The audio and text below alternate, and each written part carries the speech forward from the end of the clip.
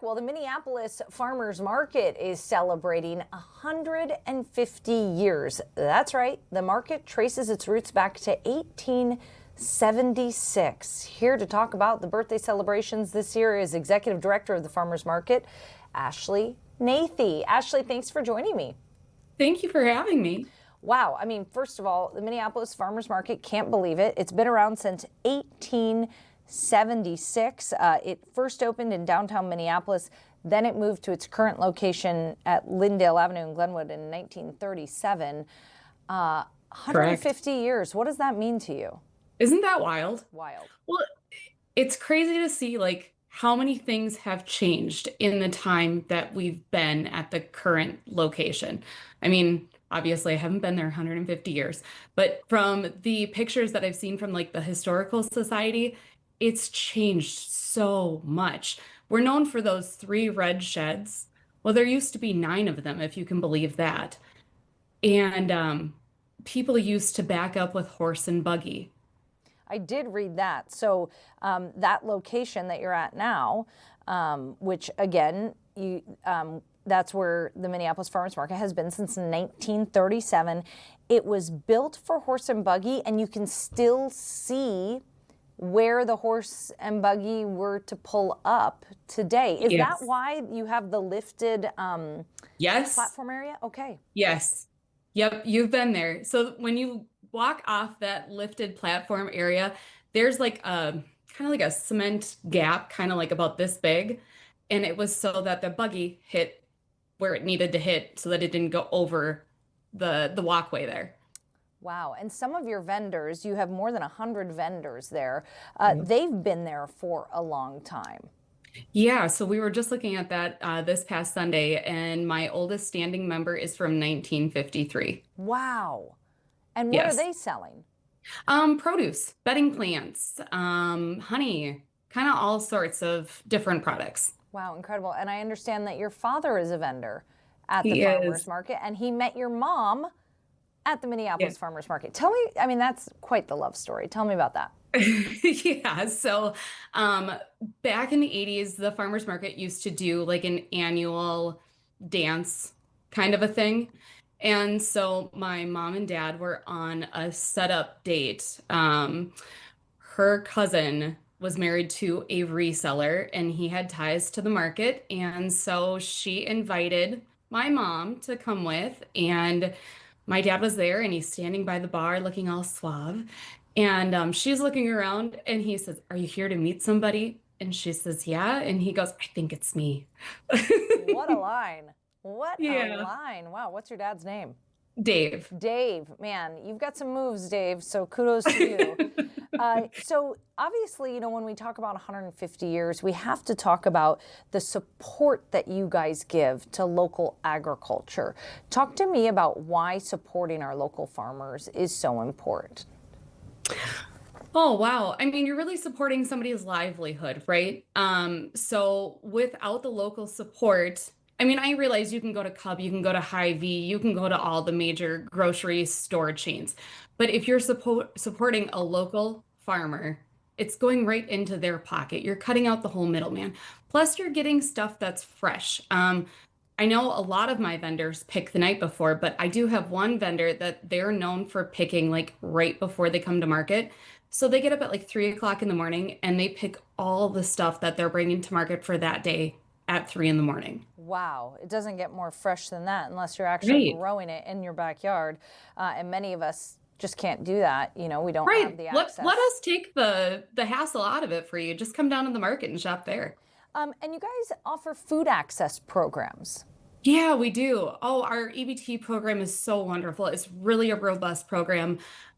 So think of it as an ATM for your EBT card.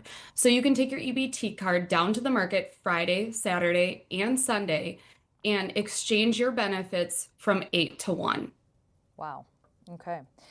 You also hold a lot of community events and family activities. This is really a family-friendly event. I mean, I know it's not just on the weekends. You guys are also open during the week, but you do a lot of family things. Yeah, we try to. So we have a kids corner every third Saturday of the month.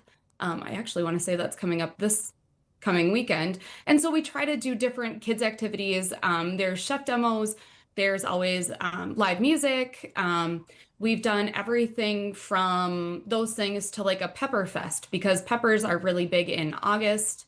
We did a corn fest last year. So we're always trying to come up with new things to do that will engage people.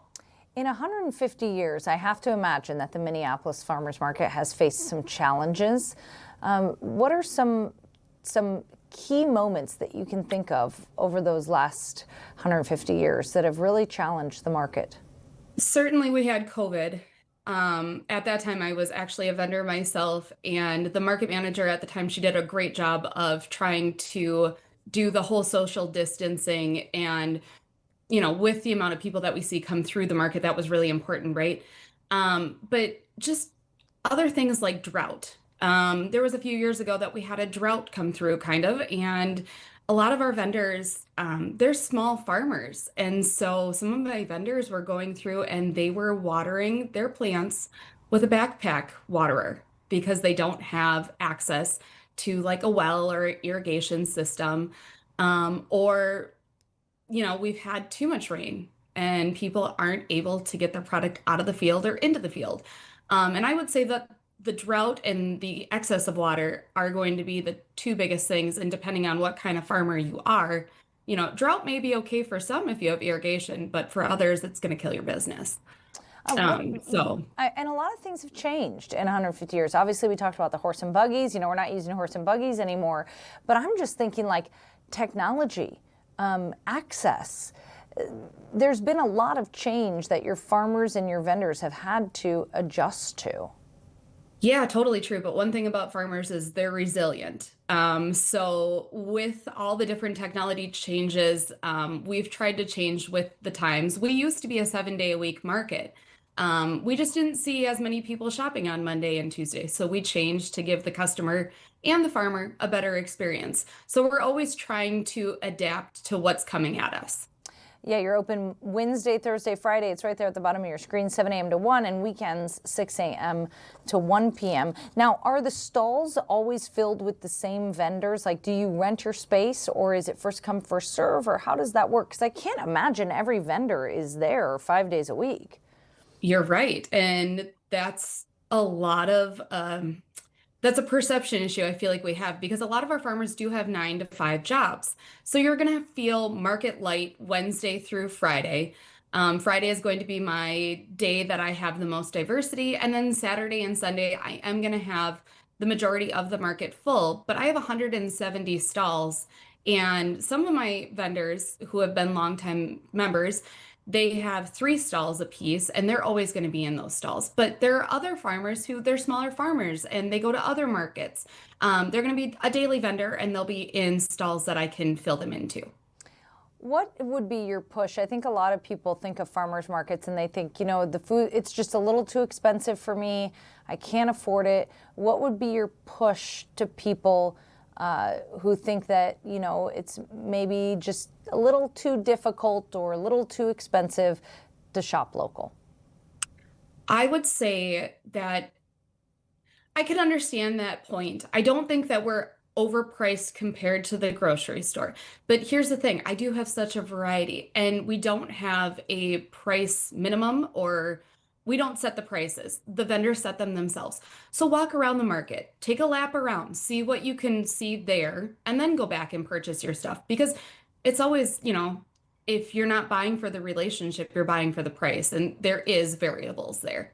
Okay, if people want to find out about certain events that are going on, like you said, you mentioned the Kids Day, which you think is this Saturday. If they want to find out about those things ahead of time, do you guys have a social media page, or what's the best way to get that information? We do. So you can either go to our website, Minneapolis-Farmers-Market.com, and we have a nice little calendar on there that gives who the musician is or what the kids' activity is on the weekend. Or you can always check out our Instagram, and we try to update that as we're going throughout the market day. Wonderful. Any big celebrations to mark 150? Yeah, we're going to definitely do something during National Farmers Market Week. And when so is that? Stay tuned for that. When is that? Oh, it's first weekend in August. Okay. So it's It always changes the dates, but it starts on the Saturday and then it ends on the Sunday. Okay, so look for news about some celebrations coming the first weekend in August. Ashley Nathy from the Minneapolis Farmers Market.